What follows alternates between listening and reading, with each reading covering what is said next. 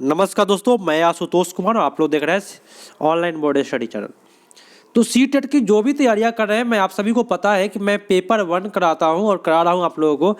तो आज के पेपर काफ़ी खास है। आज के पेपर में मैं आपको सीडीपी कराऊंगा और ये जो सीडीपी है वह 6 जनवरी 2022 का सीडीपी पेपर मैं लेकर के आया हूं, क्योंकि इसको मैं अलग से नहीं बनाया था सीडीपी पेपर, जिसकी वजह से मैं इसको लेकर के आया हूं और काफ़ी बेटर तरीका से आपको ट्रिक से बताया जाएगा, समझाया जाएगा। अगर आप लोग मेरे यहाँ ईवीएस किए हैं, मैथ कर लिए, हिंदी कर लिए हैं और आप एक बार सीडीपी करके देखिए, मेरे यहाँ पूरे गर्दा उड़ा करके रख दिया जाएगा। पेडागोजी का पूरा ऑपरेशन कर दिया जाएगा ताकि आप लोगों को एक बार में आपका सी टेट निकले। तो चलिए शुरू करते हैं, देर ना करते हुए। देखिए, मेरा पेडागोजी सॉल्व करने का जो तरीका है ना, वो कुछ अलग है और मैं जिस प्रकार से करता हूँ उस प्रकार से यदि आप करेंगे, डेफिनेट रूप से आप 100+ नंबर लेकर के आएंगे सी टेट एग्जाम में। तो चलिए शुरू करते हैं, विश्वास रखें। और प्रथम क्वेश्चन आपकी स्क्रीन पर मौजूद है। क्या कहता है, सुनिएगा। बच्चे के विकास का जो क्रम होता है मेरे साथियों, अमूर्त से मूर्त की तरफ, ये गलत बोला, पहले मूर्त देना चाहिए, अमूर्त से नहीं होता है। समान से विशिष्ट की ओर, अच्छी बात बोला, लेकिन पैर से सिर की ओर नहीं, सिर से पैर की ओर होता है। और यहाँ पे बोला केंद्र से पैर की ओर होता है, ऐसे लिखा रहता तब सही जाता, लेकिन यहाँ बोला हाथ पैर से केंद्र की ओर। नहीं दोस्तों, पहले केंद्र की ओर तब हाथ पैर की ओर, तब सही जाता है। तो सबसे बेटर यहाँ पे जो उत्तर दिया है समान से विशिष्ट की ओर, वो आपका उत्तर हो जाएगा 20 द राइट आंसर। काफी लोगों का सही जा रहा है, मजा आएगा। कथन कारण से आप लोग डरिए नहीं, जब तक हम हैं तब तक आपको दिक्कत होने की संभावना ही नहीं है। पर दूसरा क्वेश्चन है कि वह बच्चे जो उच्च आय वाले परिवार से है, मतलब जो धनी मनी है, उन बच्चों को अपना दिन बहुत अलग बिताते हैं। बहुत अच्छी बात है। जो धनी मनी है उनका दिनचर्या अलग बीतता है दोस्तों, पिज्जा बर्गर में बीतता है। जो निम्न आय वाले हैं वालों से अलग बीतता है। अच्छी बात बोला है, क्योंकि पैसा वाला आदमी है। ठीक है, बचपन की संकल्पना सार्वभौमिक नहीं है तथा बचपन में बहुत विविधता होती है। बहुत अच्छी बात है। बचपन में विविधता अमीरी गरीबी से भी होती है, बचपन में विविधता बुद्धि के हिसाब से भी होता है। तो ये दोनों बात सही बोल रहा है दोस्तों, क्योंकि ये दोनों बात सेम ही बात पर फोकस किया है और यही वजह है कि ये दोनों बात एक दूसरे की व्याख्या कर रहा है।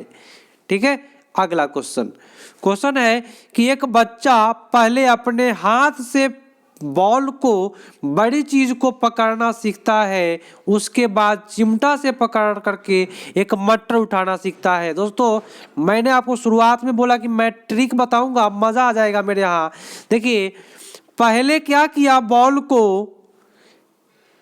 को पहले क्या किया दोस्तों, हाथों से पकड़ा। किससे पकड़ा? हाथ से पकड़ा और बाद में चिमटा से पकड़ा।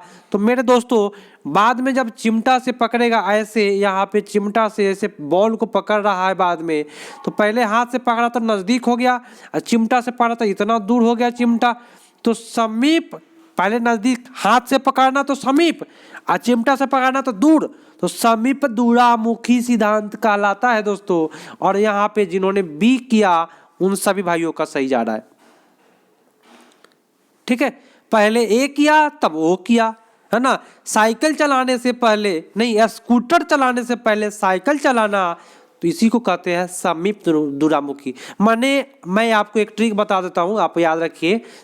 एक रामबाण है, क्या है दोस्तों ट्रिक, कि ये करने से पहले ए करता है, तो उसी को कहते हैं समीप दूरामुखी सिद्धांत। ठीक है, चलिए अगला क्वेश्चन आपकी स्क्रीन पर आ गया कि बच्चे अपने समाज के बारे में जानकारी, कौशल मूल और रीतियाँ केवल अभिभावक से ही सीखते हैं, तो मेरे प्यारे दोस्तों यहाँ पे अभिभावक से ही नहीं सीखता है बल्कि साथियों से भी सीखता है, सहेली से भी सीखता है, दूसरे लोगों से भी सीखता है। तो ये बात गलत बोला ही गलत है। बच्चे का सामाजिकरण एक सरल एवं रैखिक प्रक्रिया है। तो मेरे प्यारे साथियों सुन लीजिए, एक सरल एवं रैखिक प्रक्रिया नहीं है, यह एक वक्र प्रक्रिया है, टेढ़ा मेढ़ा है जीवन। तो ये आपका गलत बात बोला, ये दोनों गलत बोल दिया दोस्तों। तो आप लोग क्या करिएगा, जो भी ऑप्शन में दोनों गलत होगा वही करेंगे। यहाँ लिख रहा है यहाँ पे ए और आर दोनों गलत है। अब दोस्तों मेरे यहाँ 4 क्वेश्चन किए हैं, 5वां क्वेश्चन करने जा रहे हैं। अब कमेंट करके आप लोग सबसे पहले बताइए, एक बार उंगली का निशान इस प्रकार से भेज दीजिए, क्या आपको 4-5 क्वेश्चन मजा आया समझने में, क्या आपको अच्छा लगा। एक बार लाइक बनता है दोस्तों, लाइक करिए, मजा से बताऊंगा। जीवन में आप लोग अगर तैयारियां करते हैं तो पूरे विश्वास के साथ मेरे यहाँ तैयारियां करिए, दिक्कत की संभावना ही नहीं है। ठीक है, क्वेश्चन क्या कहता है, मजा आ जाएगा। मैं काफी सक्रिय हूँ आज काफी एक्टिव हूँ और मजा तरीका से मैं बहुत अच्छे तरीका से बताऊंगा आपको। क्वेश्चन कहता है कि किस अवस्था में बच्चे वस्तु अस्थायित्व की समझ बना लेते हैं। बस यही बात याद रखना है, वस्तु अस्थायित्व की समझ बना लेना। मेरी बात सुनिएगा, अगर कहता बना लेते हैं परंतु यह समझ नहीं पाते कि क्रिया जो है वह परिवर्तनीय है और उनके निर्णय चीजों की मौजूदा दिखावटी पर निर्भर करता है। तो वस्तु अस्थायित्व की समझ बना लेता है तो यह आपका 2 से लेकर 7 वर्ष का बच्चा। लेकिन यही क्वेश्चन कहता कि वस्तु अस्थायित्व नहीं बनाता है तो 0 से 2 वर्ष बोले तो संवेदी होता, लेकिन यहाँ कह रहा कि बना लिया, तो आपका उत्तर होगा पूर्व संक्रियात्मक अवस्था। ठीक है, अगला प्रश्न है, क्वेश्चन क्या कहता है कि पूर्व संक्रियात्मक अवस्था के बच्चे के लिए शिक्षक को क्या करना चाहिए। दोस्तों सुनिएगा, मूर्त संसाधनों और बहुत सी दृश्य सामग्री का प्रयोग करना चाहिए। मेरे प्यारे साथियों, पूर्व संक्रियात्मक में 2 से 7 वर्ष का बच्चा होता है, इसमें अधिकांश ज्ञान नहीं होता है, नहीं पाया जाता है। और जब इसको हम मूर्त संसाधन देंगे तो वह काफ़ी अच्छा परफॉर्मेंस करेगा, काफ़ी अच्छा प्रयोग कर पाएगा, आगे उसका माइंड विकसित हो पाएगा। तो यहाँ सबसे बेटर ए जिन्होंने किया उनका सही है। लेकिन पूर्व संक्रियात्मक में क्या आप जटिल दीजिएगा, नहीं देना है। क्या पूर्व संक्रियात्मक में अमूर्त समस्या देना है, नहीं देना है। क्या पूर्व संक्रियात्मक में परिकल्पनात्मक सोच पाया जाता है, तो नहीं पाया जाता है। दोस्तों परिकल्पनात्मक सोच जो होता है वह अमूर्त संक्रियात्मक बोले तो औपचारिक संक्रियात्मक में पाया जाता है। मेरी बात अगर पूरा बात सुनेंगे तो काफ़ी बेटर तैयारियां होगी आपकी। मैं पूरा सक्रिय हूँ आज के क्लास को लेकर के, क्योंकि आज मैं काफ़ी दिनों के बाद निर्णय लिया हूँ। आप काफ़ी लोग का कमेंट आया कि सर आप CDP का भी रिवीजन जरूरी है, तो रिवीजन होगा, इतना बेटर होगा कि भाई मजा आ जाएगा आपको रिवीजन करके मेरे यहाँ। चलिए अगला क्वेश्चन कहता है, सुनिएगा कि निम्नलिखित में पार का सही उदाहरण। भाई ये जो पार है, पार मतलब होता है ढांचा। क्या होता है दोस्तों, पार मतलब होता है ढांचा। ढांचा मतलब बोलिएगा सर ढांचा क्या है, तो मैं बता दूं, इशारे से किसी को सहायता करना। जैसे कि कोई एग्जाम में बैठा है, आप इशारा से 2 उंगली बता दिए कि 2 नंबर मारो, 3 नंबर मारो, तो इशारे से सहयोग करना ही पार कहलाता है। तो कहीं भी पार होगा, इशारा एवं संकेत जरूर आएगा, चाहे दुनिया पलट जाए, कोई दिक्कत है। दूसरा क्या आएगा, आंशिक रूप में सहयोग आएगा। आंशिक सहयोग ही पार कहलाता है, माने थोड़ा सा सहयोग, वो भी क्या, इशारे से। ठीक है दोस्तों, मजा आएगा दोस्तों। मेरे यहाँ आप सक्रिय रहिए, अगर मैं सक्रिय हूँ आप सक्रिय होकर पढ़ाई करें, मजा ही मजा है दोस्तों। क्वेश्चन क्या कहता है, लेव वाइगोस्की का मानना था कि, क्या मानना था दोस्तों, सीखना केवल ज्ञान का अवशोषण है। नहीं दोस्तों, ऐसी कोई बात नहीं है। सीखना इनाम के प्रति नियमित है। क्या हम लोग इनाम के लिए सीखते हैं? नहीं दोस्तों। ज्ञान को शिक्षक द्वारा विद्यार्थियों को निष्क्रिय तरीके से पोषित किया जाता है। ये जो तरीका है ना, ये सबसे घटिया बात बोला। ज्ञान का सह निर्माण उन क्षेत्रों में होता है जब बच्चा स्वतंत्र रूप से किसी कार्य को दूसरे की मदद से करने में है। बहुत अच्छी बात बोला है यहाँ। जिन्होंने डी किया उन सभी भाइयों का, बहनों का सही जा रहा है यहाँ पे। आइएगा अगले क्वेश्चन पर, सुनिएगा, मजेदार सेशन है मेरे यहाँ। कभी भी भाई मैं बार बार बोलते रहता हूँ, क्योंकि मेरा एक हक है कि मैं जब फ्री में पढ़ा रहा हूँ तो कम से कम आप लोग मेरे चैनल को सब्सक्राइब और लाइक शेयर जरूर करें।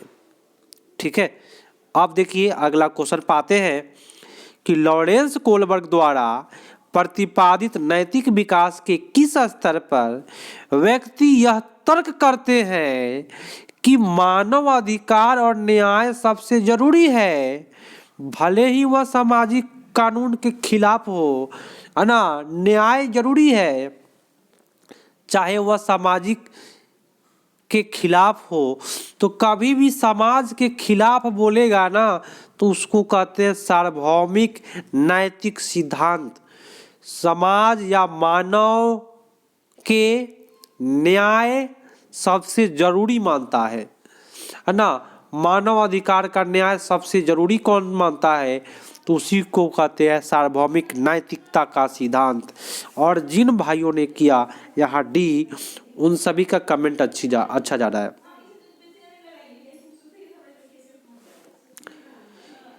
एक प्रगतिशील कक्षा में अधिगम, मेरे प्यारे साथियों सुनिएगा, मजा आ रहा है यहाँ पे। क्या कर, सरल प्रक्रिया है? नहीं दोस्तों, प्रगतिशील है तो सरल नहीं है। प्रगतिशील में एक सामाजिक प्रक्रिया, अच्छी बात है। कहीं सर सामाजिक में क्या क्या आता है? तो सामाजिक में आपका परिवार भी आ जाएगा, आपका विद्यालय भी आ जाएगा। इसलिए प्रगतिशील कक्षा में अधिगम जो है एक सामाजिक प्रक्रिया माना जाता है। यहाँ केवल है, यहाँ परीक्षा है। तो दोस्तों आपका उत्तर बी सबसे बेटर गया। एक सेकेंड, हार्वर्ड गार्डनर के अनुसार निम्नलिखित में कौन सा कथन सही है? तो गार्डनर साहब ने बोला, बहुबुद्धि के सिद्धांत दिए थे कि बुद्धिमत्ता को पोषित और विकसित नहीं किया जा सकता है। ये बात सबसे घटिया बात है, गोली मारिए इसको। हर व्यक्ति में विविध प्रकार की बुद्धिमत्ताएं होती है। बहुत अच्छी बात है, प्रत्येक व्यक्ति के पास अलग अलग बुद्धि है, यही गार्डनर साहब बोले हैं।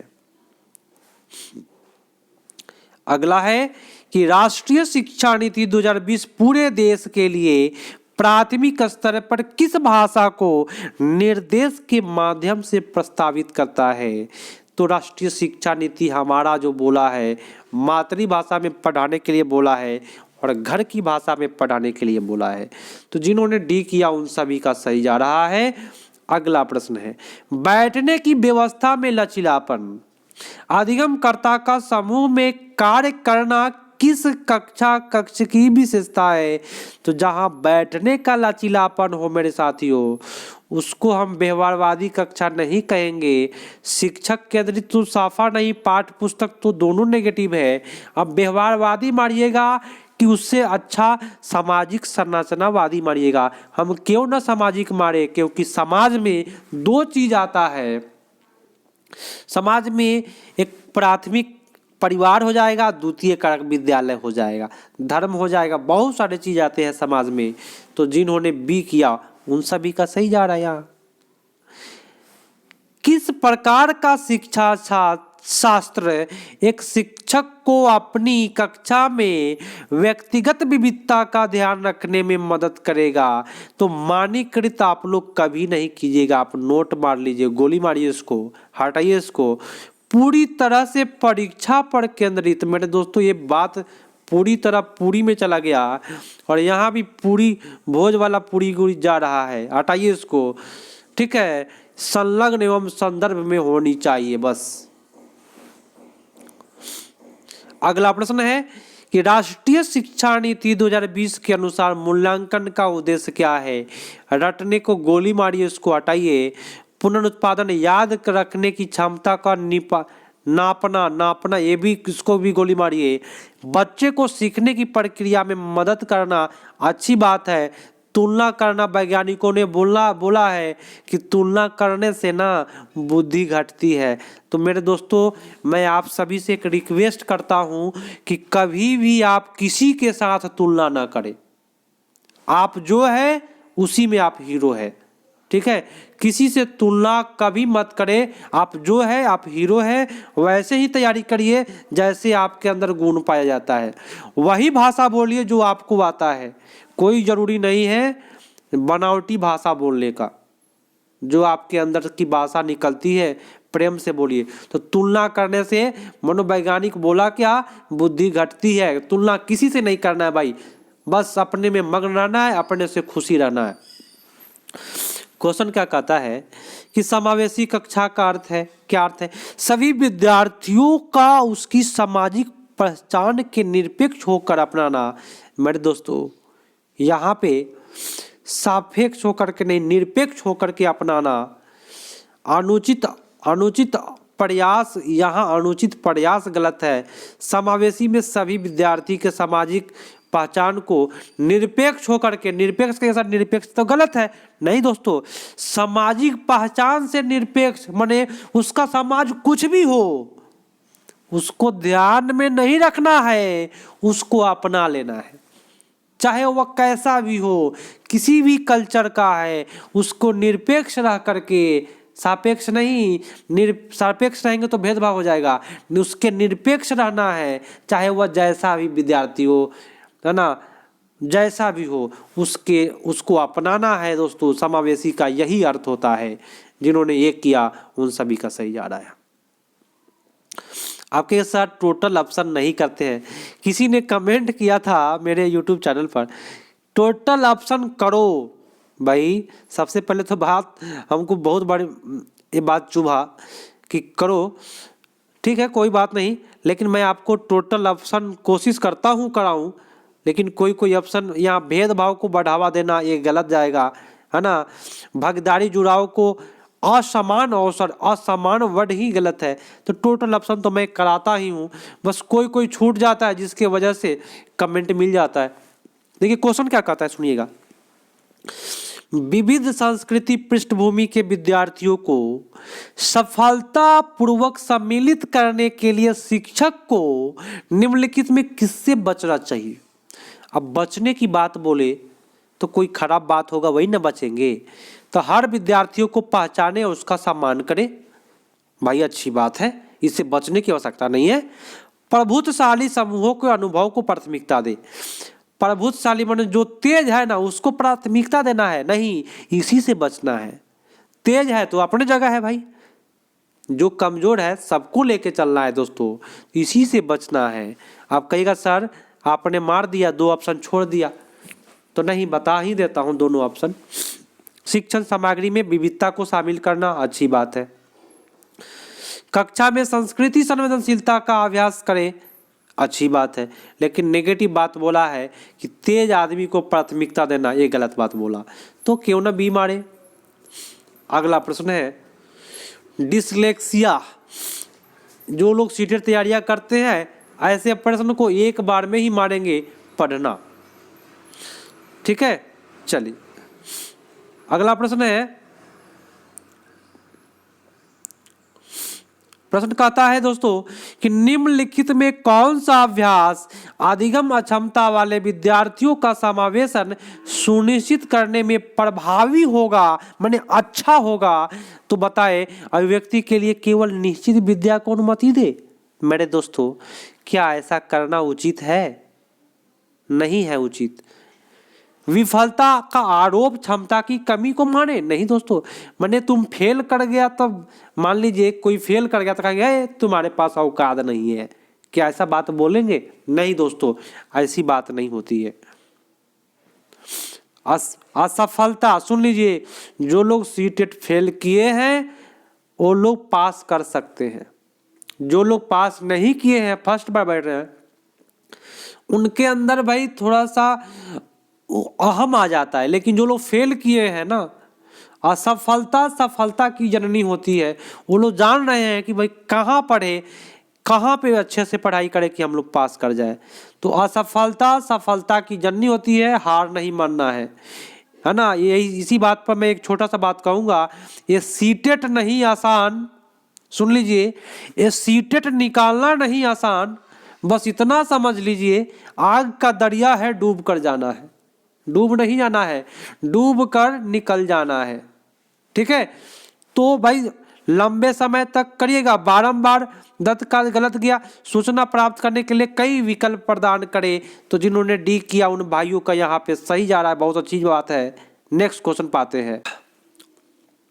चलिए अगला क्वेश्चन आपकी स्क्रीन पर चमक रहा है कि प्रतिभावान विद्यार्थी जानकारी को जल्दी और सही तरीका से अवशोषित करता है।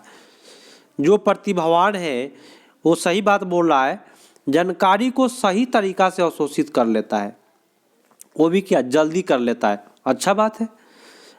अपने आयु स्तर के नीचे के प्रश्न को हल करने में असमर्थ होता है। क्या प्रतिभावान होता है, मान लीजिए 10वां क्लास का विद्यार्थी प्रतिभावान है, तेज है, तो क्या वो पहला क्लास के विद्यार्थी को सवाल का हल नहीं करेगा? या लिख दिया असमर्थ है, गलत बोला। ठीक है, सरल आसान कार्यों को चुनता है। क्या जो तेज है वो आसान काम चुनेगा? नहीं, चुनौती भरा चुनता है।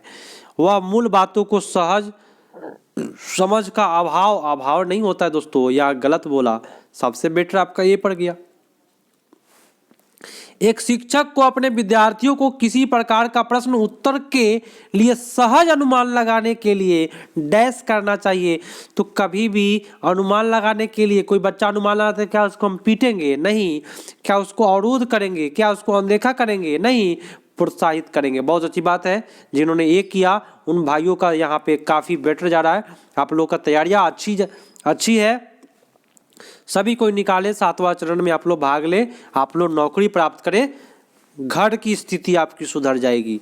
ठीक है, चलिए विद्यार्थियों को हाल ही में सीखे गए संप्रत्यय पर विस्तार में मदद करते समय निम्नलिखित में किससे बचना चाहिए?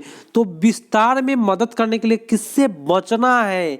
तो आप एक टीचर है तो कभी भी ऐसे चीज से बचना है जिसमें बच्चा कुछ गलतियां करे, नकल करे, उससे बचना है, उसको नकल नहीं करने देना है।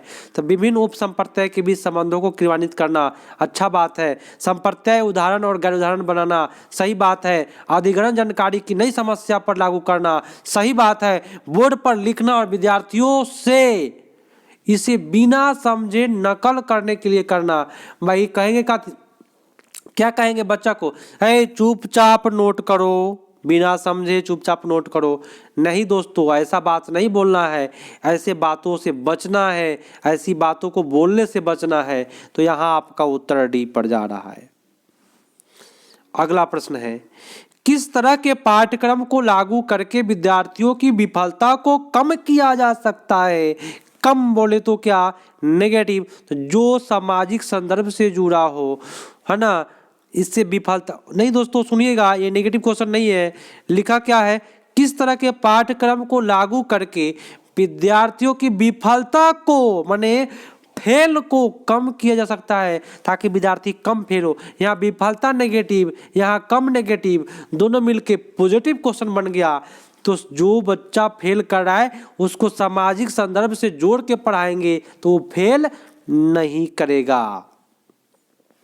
जटिल करेंगे फेल करेगा। अप्रासंगिक, मान लीजिए आप लोग सीटेट की तैयारियां करते हैं और हम रेलवे का सिलेबस पढ़ा रहे हैं, फेल कर जाएगा। अमूर्त से सरल की ओर बढ़ना, गलत बात बोला, मूर्त से चलते हैं, तो ये आपका सबसे बेटर ए पड़ जा रहा है। सार्थक सीखने के लिए निम्नलिखित में क्या महत्वपूर्ण है? सार्थक सीखना मतलब जानते हैं, कक्षा में प्रतिस्पर्धा ही गलत जाता है दोस्तों, ये नोट कर लीजिए, इसको गोली मार देना ऐसे ऐसे ऑप्शन को। बच्चे के विचार के अनुभव को जगह देना ही सार्थक सीखने को कहते हैं। बच्चा के विचार को अगर सुनेंगे ना, तब पता चलेगा कि बच्चा क्या चाहता है, क्या करना चाहता है।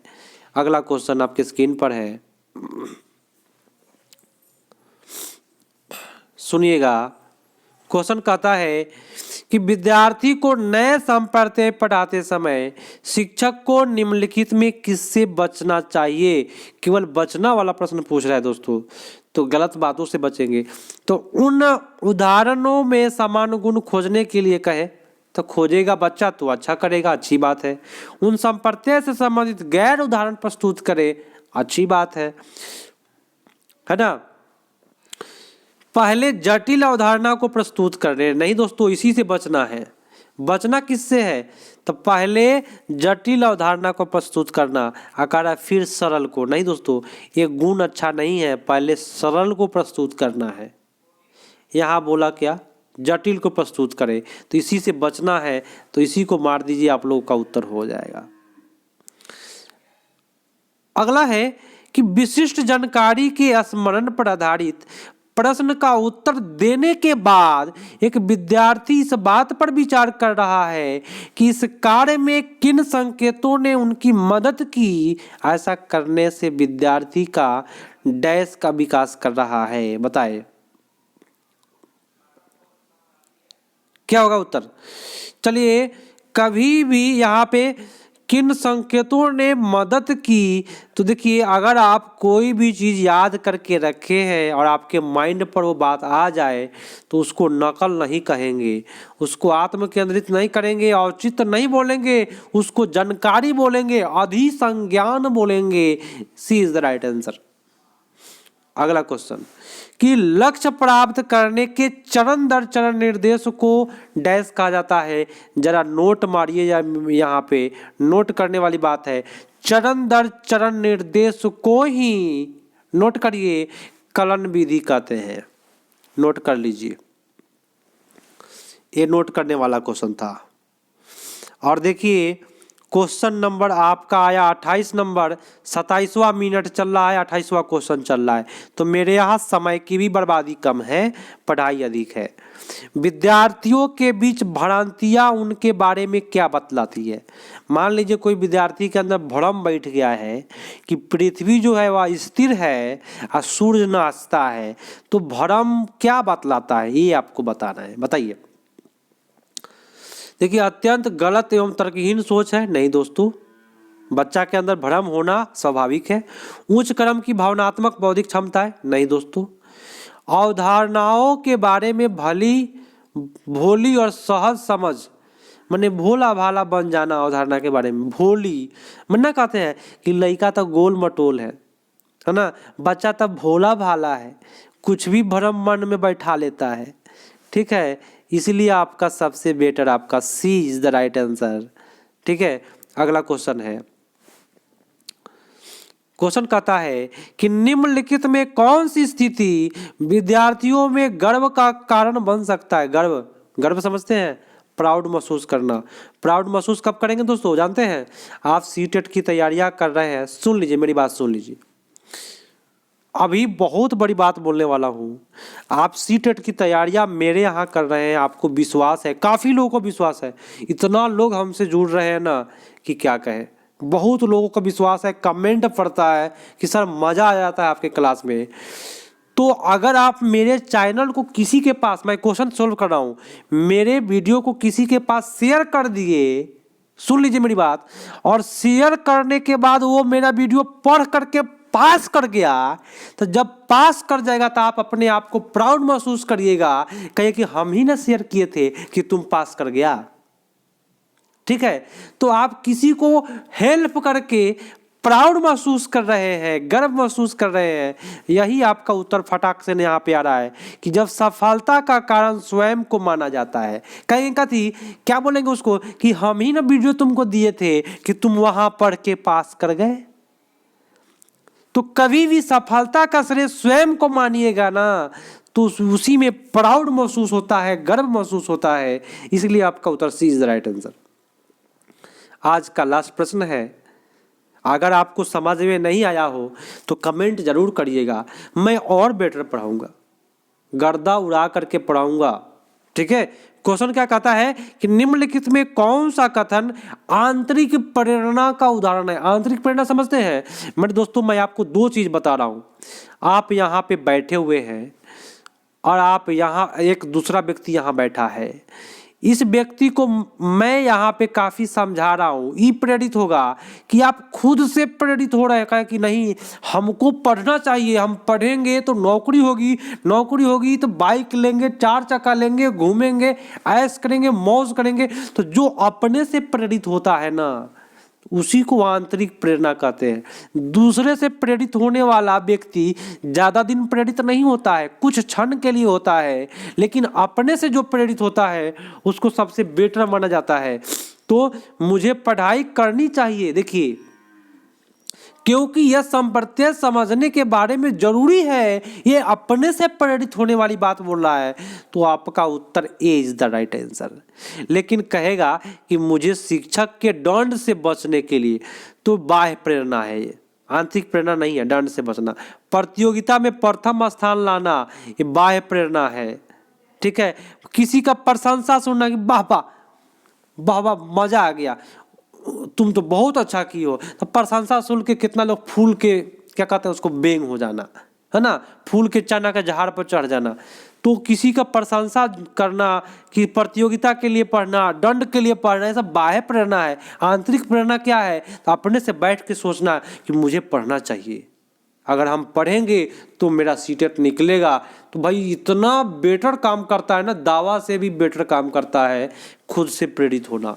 तो आप खुद से प्रेरित होइए, सीटेट निकालिए और कमेंट करके बताइए कि सर मेरा सीटेट निकला है, तो आपके वजह से निकला दोस्तों, नहीं तो आप अपने से भी बोल सकते कि मैं अपने सेल्फ स्टडी से निकाला हूं, मुझे भी प्राउड होगा, कोई दिक्कत नहीं दोस्तों। आप अपने सेल्फ स्टडी से निकालिए, मुझे कोई आपत्ति नहीं है, लेकिन आप सफल जरूर होइए। आप जरूर शेयर करें दोस्तों के पास, कैसा लगा कमेंट करके बताएं, और अभी तक घंटी नहीं बजाए है ना, सब्सक्राइब करके भाई घंटी बजा लीजिए, घंटी बजाइएगा, घंटी बज जाएगा, आपका सीटेट निकलेगा। तो मिलते हैं दोस्तों अगले पार्ट में, तब तक के लिए धन्यवाद, जय हिंद।